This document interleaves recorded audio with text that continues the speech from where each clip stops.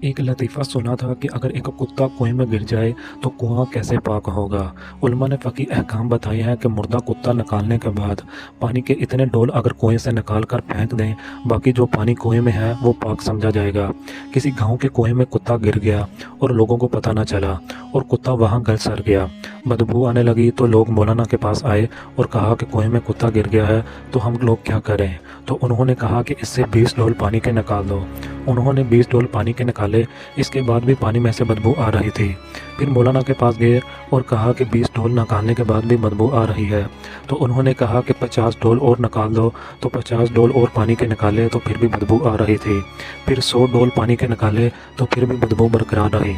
लोग जब चौथी दफ़ा मौलाना के पास गए तो मौलाना ने पूछा कि भाई कुत्ता भी निकाला है या नहीं।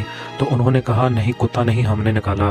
तो उन्होंने कहा पहले भाई कुत्ता निकालो, फिर उसके बाद ढोल निकालना, तब पानी पाक होगा। अभी जो भी हमारे हुक्मरान हैं जिनके पास अख्तियार है वो पाक करना चाह रहे हैं मशीयत को, दहशतगर्दों को और कौम को फ़िरकावारियत से। तो पहली चीज़ ये है कि कुत्ता निकालने, ढोल निकालने से कोई चीज़ पाक नहीं होती।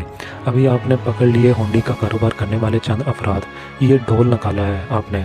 इसी तरह स्मगलिंग करने वाले चंद ट्रक पकड़ लिए आपने, आज फलां गोदाम पर छापा मारकर कुछ चीनी पकड़ ली, ये ढोल है जो आप निकाल रहे हैं। इस ढोल निकालने से मुल्क पाक नहीं होता जब तक कुत्ता नहीं निकालते।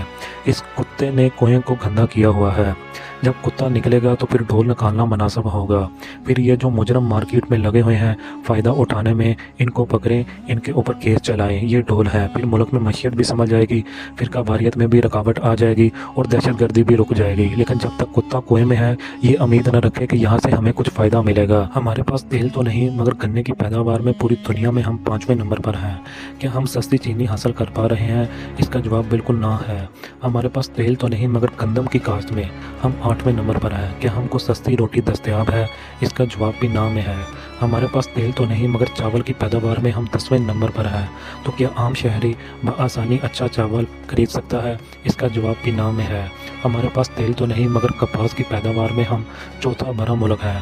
तो क्या हर शहरी बआसानी तन ढांपने को कपड़ा खरीद सकता है? इसका जवाब भी ना में है।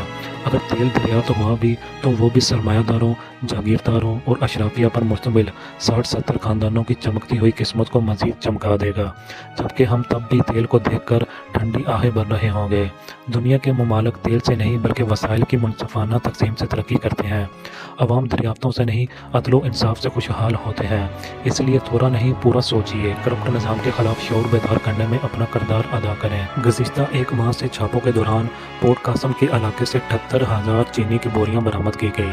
कराची मारीपुर रोड पर मुश्तरका कार्रवाई में चीनी, मकई, काले सफ़ेद चने की 2 लाख से ज़ायद बोरियां बरामद की गई।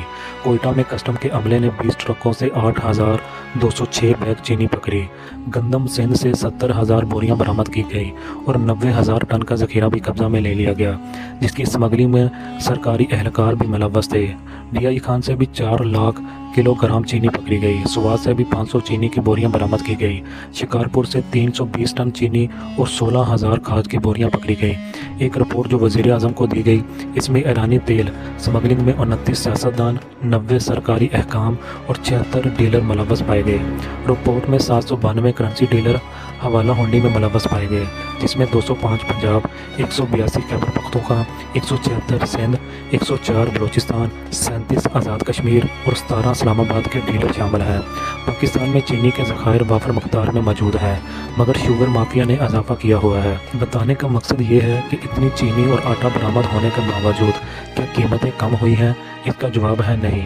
ज़रूरत इस बात की है कि कौम को बताया जाए कि इतने डॉलर हमने पकड़े, इतनी स्मगलिंग की चीनी, गंदम, मकई, काले सफ़ेद चने, ये सब चीज़ें पकड़ी हैं, ये कहाँ गई?